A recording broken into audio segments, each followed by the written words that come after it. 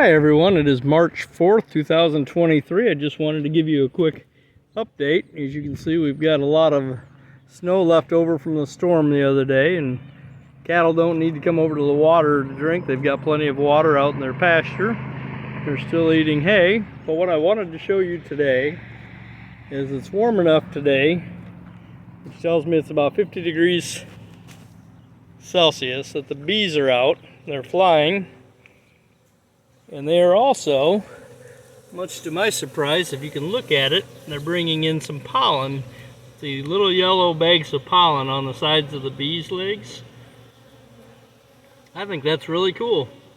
But they are bringing pollen back to the hive. They've gone out for their cleansing flights.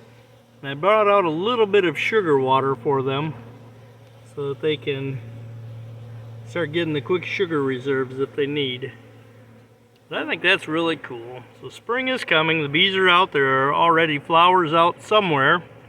I'm not sure what they're bringing in, if it's skunk cabbage or what. I haven't seen anything here blooming. The pussy willow is usually one of the first things to bloom, and it hasn't even set out any buds yet. But I thought this would be a good little view for you to see. The bees are really flying. So that's good. This hive at least has survived the winter, and it's fascinating to watch the bees, and I'm glad to be able to see the pollen coming in.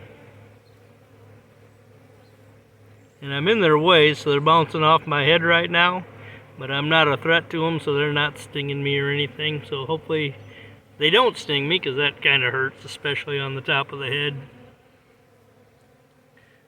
So March 3rd, 2023, the bees are out flying. We're supposed to get some more cold weather yet this week, so they'll bring in what food they can now, and then as it gets cold, they will go back inside. And what they do to protect themselves is they will form a tight cluster around the queen, and the colder it is, the tighter that cluster will be, and they will unhinge their wings and vibrate their bodies, and that will cause them to create a bunch of heat, and that keeps the hive warm enough for everybody to survive. Here you can see some of the bees that are going after the sugar water. I poured a little bit on top of the hive and another little bowl over here. That way they can drink the sugar water if they want.